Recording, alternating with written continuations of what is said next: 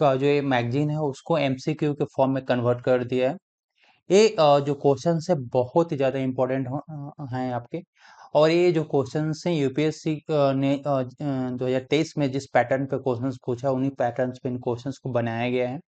बहुत ही अच्छे क्वेश्चंस हैं। यदि आपने ऑलरेडी इस मैगजीन को पढ़ लिया है पीटी 365 पॉलिटी को, तो आप इन क्वेश्चंस को अटेम्प्ट कर सकते हैं और अपनी एक्यूरेसी को देख सकते हैं कि आपके कितने क्वेश्चंस करेक्ट हो रहे हैं। तो अदर यदि आप अदर सब्जेक्ट्स के भी आप क्वेश्चंस देखना चाहते हैं तो आप जा करके देख सकते हैं। तो चलिए फर्स्ट से स्टार्ट करते हैं। ये रहा फर्स्ट क्वेश्चन आपके सामने। केशवानंद भारती केस, केशवानंद भारती केस 1973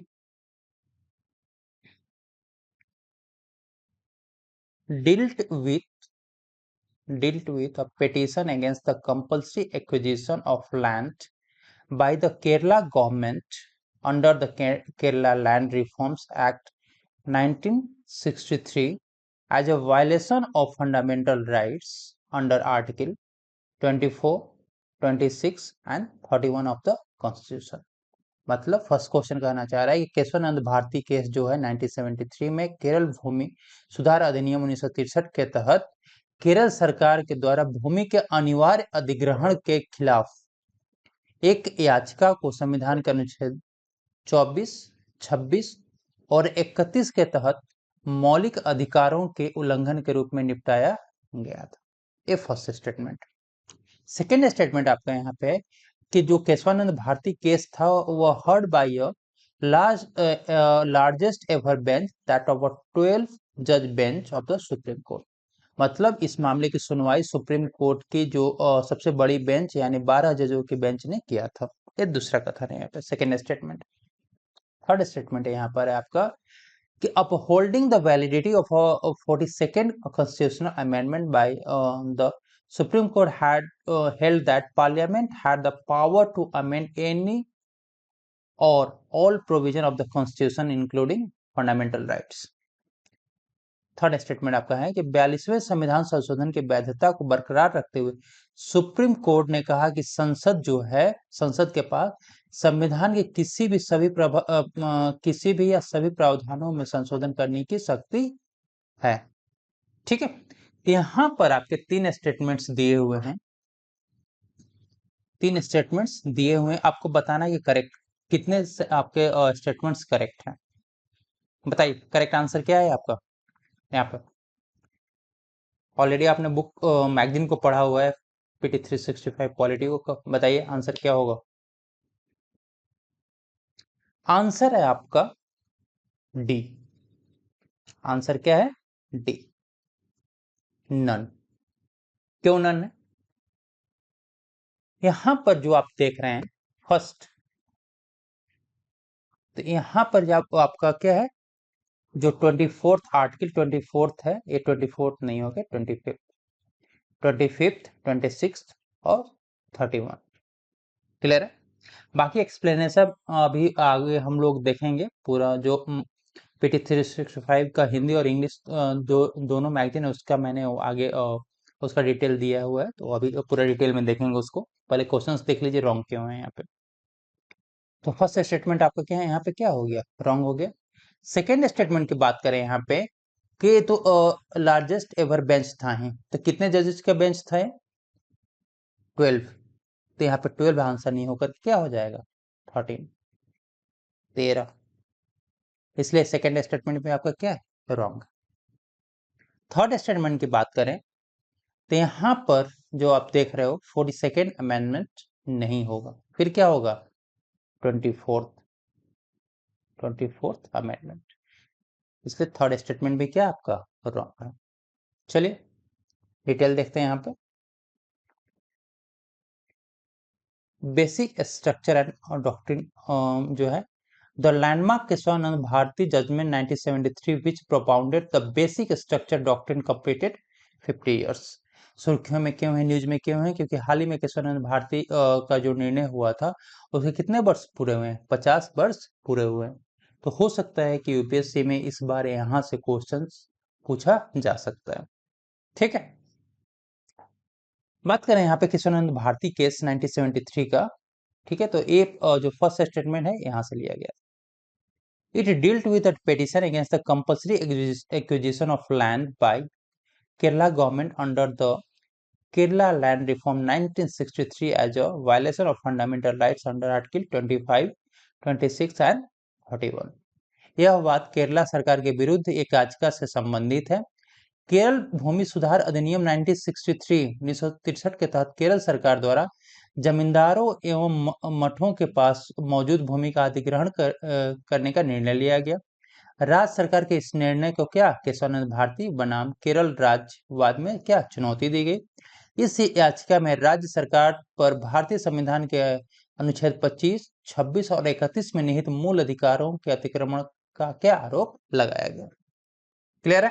चलिए, सेकेंड स्टेटमेंट आपका यहां से लिया था। The case was heard by the largest ever bench 13 जजेज bench of the supreme court. इस वाद की सुनवाई 13 न्यायाधीशों की एक पीठ के द्वारा किया गया था। सुप्रीम कोर्ट में गठित यह अभी तक की सबसे बड़ी क्या पीठ है। ठीक है, थर्ड स्टेटमेंट यहां से लिया था। Introduction of basic structure doctrine में बात करें तो upholding the validity of 24th constitutional amendment, the Supreme Court had held that Parliament had the power to amend any or all provision of the Constitution, including fundamental right। मूल ढांचे के सिद्धांत को प्रतिपादित किया है, जिसमें सुप्रीम कोर्ट ने अपने निर्णय 24वें संविधान संशोधन की वैधता को बरकरार रखा था। साथ ही यह निर्णय दिया था कि संसद को संविधान के किसी भी या सभी प्रावधान और जो मूल अधिकार सहित में संशोधन करने की शक्ति। क्लियर है यहाँ पे? चल, सेकंड क्वेश्चन देखते हैं। यहाँ पे सेकंड क्वेश्चन क्या है? Consider the following statements. यहाँ पे 3 स्टेटमेंट्स दिए हुए हैं, बताना है कि करेक्ट कितने हैं। Preventive detention means detention of a person without trial and conviction by the क्या court on a mere reasonable apprehension of him doing an activity dangerous to public order। निवारक निरोधक का अर्थ है किसी व्यक्ति को सार्वजनिक व्यवस्था के लिए खतरनाक गतिविधियों करने की उचित आशंका के आधार पर अदालत द्वारा परिरक्षण और दोष सिद्धि के बिना हिरासत में रखा जा सकता है। क्लियर है? ये पहला प्रिवेंटिव डिटेंशन की बात करें, फर्स्ट स्टेटमेंट है। सेकेंड बात करेंगे तो protection against arrest and detention under article 22(1) and 22(2) is available to a person arrested for arrested or detained during the preventive detention law, that's article is 22(3)। निवारक निरोधक कानून अनुच्छेद 22(3) के तहत गिरफ्तार या हिरासत में लिए गए व्यक्ति को 22(1) और 22(2) के तहत गिरफ्तारी और हिरासत के खिलाफ सुरक्षा प्रदान करता है, सुरक्षा उपलब्ध। ये सेकेंड स्टेटमेंट है। ठीक है, थर्ड स्टेटमेंट की बात करें यहां पर कि parliament has exclusive authority to make a law of preventive detention for reasons connected with the services, foreign affairs and security of India. Clear है? संसद के पास भारत की सेवाओं, विदेशी मामलों और सुरक्षा से जुड़े कारणों के लिए निवारक से हिरासत का कानून बनाने का विशेष अधिकार है। तो यहाँ पर आपके 3 स्टेटमेंट्स दिए हुए हैं, 3 कथन दिए हुए, बताने के कितने सही हैं बताइए। ये तीनों स्टेटमेंट्स आपके क्या हैं? प्रिवेंटिव डिटेंशन से रिलेटेड है।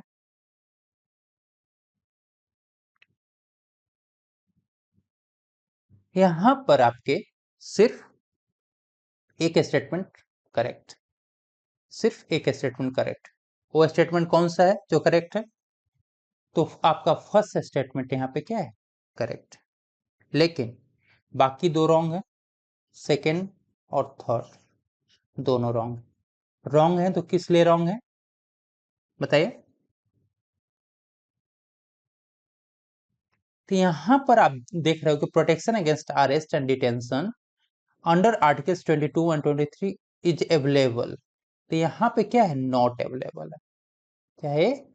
Not available a person arrest और detain under the preventive detention law.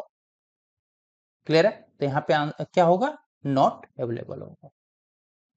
Second बात करें यहाँ पे, तो यहाँ पे जो सर्विसेज है, सर्विसेज नहीं है आंसर में। सर्विसेज नहीं है तो क्या है यहाँ पे? यहाँ पे है सर्विसेज की जगह पे डिफेंस। डिफेंस क्लियर है? The Parliament has exclusive authority to make a law of preventive detention for reasons connected with the defense, foreign affairs and security of India. Clear है? चलिए डिटेल देखते हैं हम लोग। प्रिवेंटिव डिटेंशन से बात करें तो न्यूज में क्या है कि दैट्स सुप्रीम कोर्ट ने क्या क्या while setting aside a detention order observed preventive detention law are a colonial legacy and they must be used only in the rarest of the rare case। Supreme court ने निर्णय दिया देते हुए कहा यह प्रिवेंटिव डिटेंशन का केवल असाधारण परिस्थितियों में ही उपयोग किया जाना चाहिए। प्रिवेंटिव डिटेंशन की बात करें यहाँ पे, तो preventive detention means detention of a person without trial और conviction by a court on a mere reasonable apprehension of him doing an activity dangerous to a public order. मतलब प्रिवेंटिव डिटेंशन का अर्थ है कि अपराध करने से पहले किसी व्यक्ति को हिरासत में लेना जो कानून और व्यवस्था के समक्ष क्या खतरा उत्पन्न कर सकता है। ऐसा व्यक्ति अभी कोई अपराध नहीं किया होता है, लेकिन प्राधिकारियों को लगता है कि वह ऐसा क्या कर सकता है। ऐसे व्यक्ति द्वारा भविष्य में किसी अपराध को अंजाम देने से रोकने के लिए उसे क्या गिरफ्तार किया जाता है। क्लियर है? Its purpose to prevent the person from committing an offense in the future। Clear? इसमें क्या बिना मुकदमा चलाए हिरासत में रखा जा सकता है। प्रोटेक्शन की बात करें यहाँ पे, इस जो क्या था फर्स्ट स्टेटमेंट था हमारा, सेकेंड स्टेटमेंट यहाँ से लिया था कि protection against arrest in detention under article 22(1) and 22(2) is not available. Statement में हमने क्या लिखा था? अवेलेबल लिखा था, लेकिन क्या होगा यहाँ पे?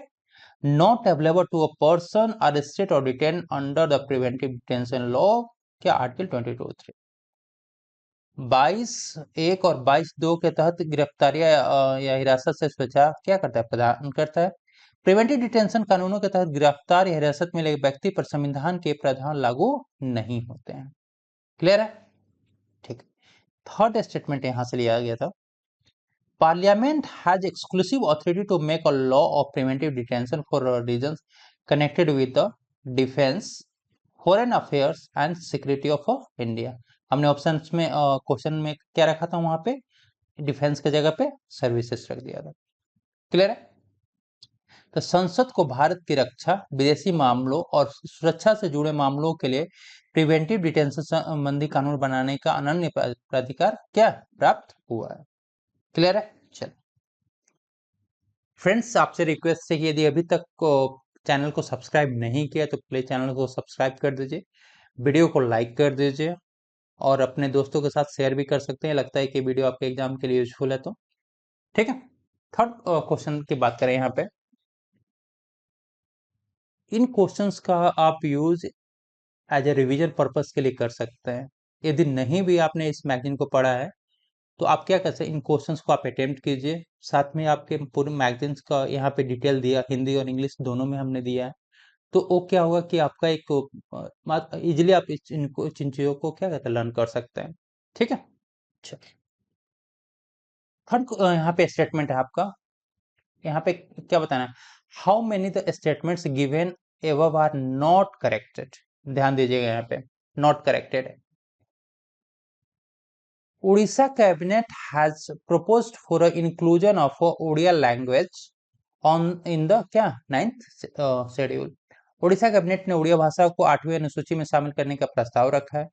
Centre and state law is included in 9th schedule can be challenge in a court for a violation of क्या फंडामेंटल राइट्स। 9वीं अनुसूची में शामिल केंद्रीय और राज्य कानूनों को मौलिक अधिकारों के उल्लंघन के लिए अदालतों में चुनौती दी जा सकती है। थर्ड स्टेटमेंट में यहाँ पे कि right to silence emanated from Article 23 which states that no one can be compelled to the witness against himself. चुप्पी का अधिकार अनुच्छेद 20(3) से उत्पन्न होता है, जिसमें कहा गया है कि वो किसी को भी अपने खिलाफ गवाह बनाने के लिए मजबूर नहीं किया जा सकता। यहाँ पे कितने जो कथन है आपके सही नहीं है, बताइए करेक्ट आंसर क्या होगा? करेक्ट आंसर है आपका बी। करेक्ट आंसर क्या है? बी। मतलब 2 सेंटेंसेस आपके करेक्ट यहाँ पे नहीं है। कौन कौन से 2 सेंटेंसेस है जो करेक्ट नहीं है, बताइए आंसर क्या होगा? आंसर है यहाँ पे फर्स्ट की बात करें तो फर्स्ट करेक्ट नहीं है। क्यों नहीं करेक्ट है? क्योंकि यहाँ पे जो आप देख रहे हो उड़िया लैंग्वेज, यहाँ पे उड़िया लैंग्वेज को शामिल करने की बात नहीं हुई है।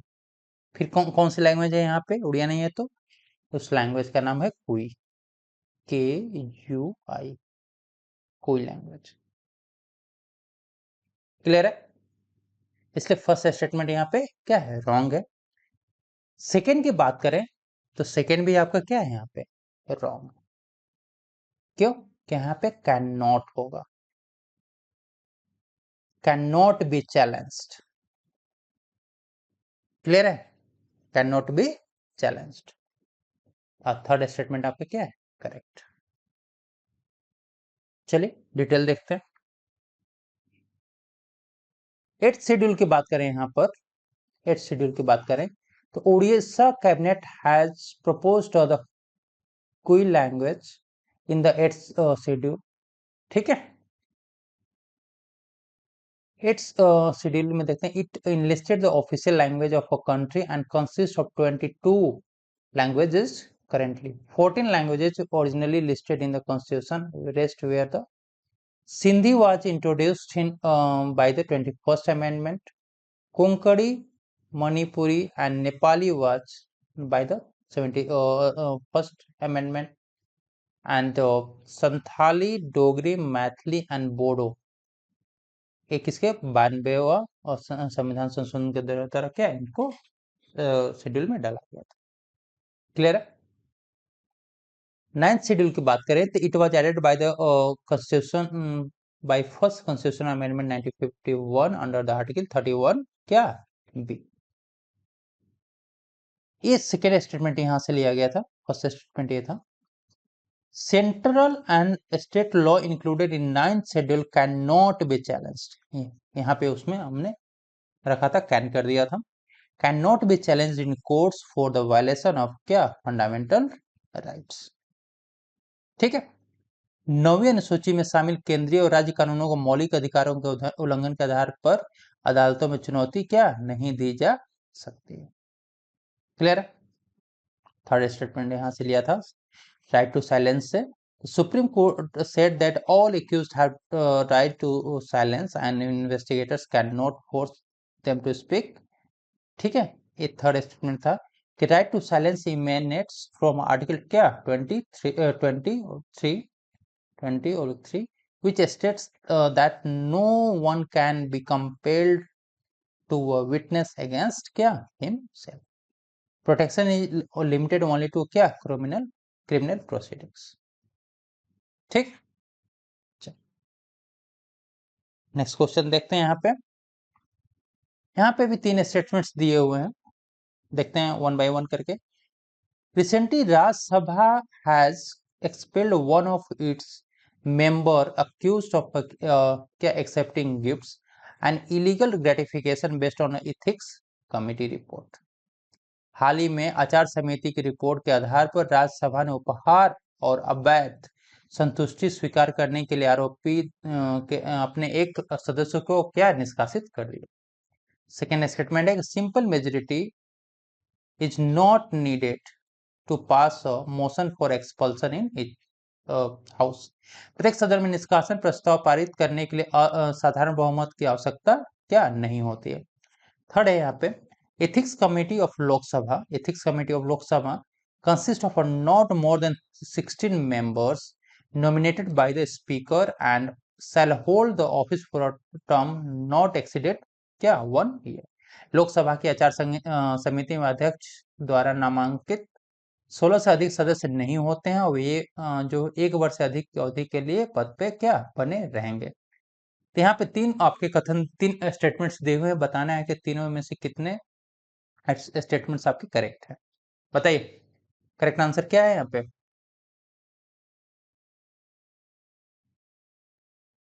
फोर्थ का है डी, मतलब कोई भी करेक्ट नहीं है। क्यों करेक्ट नहीं है? कुछ ना कुछ तो रॉन्ग होगा यहाँ पे। फर्स्ट, फर्स्ट की बात करें तो फर्स्ट रॉन्ग है। क्यों रॉन्ग है? क्योंकि यहाँ पे राज्यसभा के द्वारा नहीं, क्या लोकसभा के द्वारा एक्सपेल किया गया। लोकसभा, क्लियर है।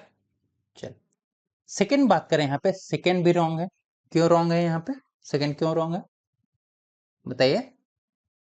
यहाँ पर सिंपल मेजोरिटी इज नीडेड, क्या जरूरत होती है, नॉट आंसर नहीं होगा। मतलब साधारण बहुमत की क्या, इसको इनको निष्कासित करने के लिए साधारण बहुमत की हमें क्या आवश्यकता होती है। Simple majority is needed to pass a motion for expulsion in each case. Clear है। थर्ड, थर्ड स्टेटमेंट रॉन्ग क्यों? क्योंकि इथिक्स कमेटी की बात करें, लोकसभा की इथिक्स कमेटी की, तो मेंबर्स की यदि बात करें तो मेंबर्स कितने, 16 मेंबर्स नहीं होते हैं। कितने मेंबर्स होते हैं? 15 मेंबर्स होते हैं, 15 मेंबर्स होते हैं। ठीक है। तो इन तीन बेस पे ये तीनों क्वेश्चंस क्या हैं आपके, तीनों स्टेटमेंट्स क्या हैं, रॉन्ग है। चलिए डिटेल देखते हैं। Expulsion of law makers, why news, Lok Sabha has expelled one of its क्या member accused of accepting gifts and illegal gratification based on ethics committee report. Lok Sabha ने आचार समिति की रिपोर्ट के आधार पर अपने एक सदस्यों को अवैध रूप से उपहार और परितोषण ग्रेटिफिकेशन स्वीकार करने के आरोप में क्या सदन से निष्कासित कर दिया। It can done on a constitutional as well as legal basis. ठीक है, तो ये फर्स्ट स्टेटमेंट था। सेकंड स्टेटमेंट यहाँ पे बात करें, सेकंड स्टेटमेंट यहाँ से लिया गया था। The constitutional base of expulsion and MP found guilty of breach of privileges और contempt of house can be suspended from the house और फेस एक्सपल्सन। सिम उसके लिए क्या simple majority is needed for a pass of a motion for expulsion in each क्या house. प्रत्येक सदन से निष्कासन के प्रस्ताव को पारित करने के लिए साधारण बहुमत की क्या आवश्यकता होती है। ठीक है, बात करें यहाँ पे क्या, बताइए। Legal basis of suspension and to ensure smooth proceeding and maintain order, presiding officer of the house has the power to force a member to withdraw from the क्या house। ठीक है, बात करें यहाँ पे इथिक्स कमेटी के members की। Ethics Lok Sabha की ethics committee is consist not more than 15 members. 15 से ज्यादा मेंबर्स नहीं होते। That's nominated by the speaker and shall hold for office for a term not exceeding 1 year. ठीक है, बात करें कि फर्स्ट एथिक्स कमेटी कब सेट हुआ था? 2000 में हुआ था। किसके लिए? लोकसभा के लिए, और राज्यसभा के लिए क्या 1997 में। नेक्स्ट क्वेश्चन देखते हैं यहाँ पे। Anti defection law was included under the 10th schedule of the 52nd Amendment Act of 1986। दल बदल विरोधी कानून को 1986 से 52वें संशोधन अधिनियम के माध्यम से 10वीं अनुसूची के तहत शामिल किया गया था। ये फर्स्ट स्टेटमेंट है। Second, any question regarding disqualification arising out of a defection by decided by the presiding officer of the क्या हाउस। मतलब दल बदल से उत्पन्न अयोग्यता से संबंधित किसी भी प्रश्न का निर्णय सदन के पीठासीन अधिकारी द्वारा क्या लिया जाता है। सेकेंड स्टेटमेंट है। थर्ड स्टेटमेंट बात करें, elected members becomes disqualified if she or he joins any political party after the expiry of 6 months from on the date on which he takes a seat। एक निर्वाचित सदस्य अयोग्य हो जाता है यदि वह सीट लेने की तारीख से 6 महीने की समाप्ति के बाद किसी भी राजनीतिक दल में क्या शामिल हो जाता है। तो यहाँ पे आपको पूछ रहा है कि how many the statements given above are not corrected. कितने स्टेटमेंट्स हैं जो करेक्टेड नहीं है, सही नहीं है, बताइए आंसर क्या होगा। आंसर है आपका B, 1D2। Only 2 are not corrected. ठीक है, तो कौन कौन से जो दो हैं वो करेक्ट नहीं है, बताइए। फर्स्ट बात करें तो फर्स्ट आपका करेक्ट नहीं है। क्यों नहीं करेक्ट है? क्योंकि एंटी डिफेक्शन जो लॉ है इंक्लूडेड अंडर किस 10th schedule via 52nd amendment act of 90 क्या 86 नहीं, क्या 1985। क्लियर है? सेकेंड स्टेटमेंट आपका करेक्ट है, बट थर्ड रॉन्ग है। क्यों रॉन्ग है? क्योंकि यहाँ पे जो इलेक्टेड मेंबर नहीं होंगे, क्या नॉमिनेटेड मेंबर होंगे। क्या होंगे? नॉमिनेटेड मेंबर, नॉमिनेटेड मेंबर, मनोनीत सदस्य। क्लियर है? चल, एंटी डिफेक्शन लॉ से देखते हैं यहाँ पे कि न्यूज में क्या होता है कि Maharashtra speaker dismissed all petitions seeking the disqualification of MLA under the anti defection. Maharashtra Vidhan Sabha के अध्यक्ष ने दल विदल विरोधी कानून के तहत विधायकों को अयोग्य ठहराने की मांग वाली सभी याचिकाएं क्या खारिज कर दिया था। एंटी डिफेक्शन लॉ की बात करें यहाँ पे तो एंटी डिफेक्शन एक फर्स्ट स्टेटमेंट यहाँ से लिया गया था। Anti defection law was included under the 10th schedule via the 52nd amendment act of 1985, not 1986। Clear है? 42वें बात करें यहाँ पर दल बदल से तो 92वें संशोधन अधिनियम 1985 के माध्यम से 10वीं अनुसूची को क्या शामिल किया गया था।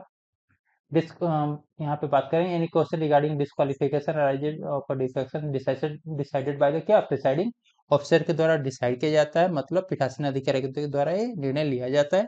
Disqualification happen if member voluntary gives his party membership vote or abstains to vote in the house contrary to the direction issued by his political party, and such act has not been condoned by the party within 15 days। मतलब स्वेच्छा से अपने दल की सदस्यता को यदि छोड़ता है या सदन में अपनी राजनीतिक दल द्वारा जारी निर्देश के विपरीत या दल के पूर्व अनुमति प्राप्त किए बिना मतदान करता है या मतदान में क्या अनुपस्थित रहता है, इस तरह से कृत्य को उस दल द्वारा 15 दिन के भीतर माफ नहीं किया जा सकता। क्लियर है? थर्ड स्टेटमेंट हमने यहां से लिया था कि nominated member becomes disqualified he और she join any political party after the expiry of 6 months from the date on which he takes a क्या सीट्स। ठीक है, कोई मनुष्य मनोनीत सदस्य यदि सीट ग्रहण की तारीख से 6 महीने की समाप्ति के बाद किसी राजनीतिक दल में शामिल हो जाता है तो उसको क्या अयोग्य घोषित हो सकता है। निर्दलीय सदस्य चुनाव के बाद किसी राजनीतिक दल में शामिल हो जाता है तो वो क्या अयोग्य हो जाता है। ये सारी चीजें बात करें यहाँ पे हम लोग यहाँ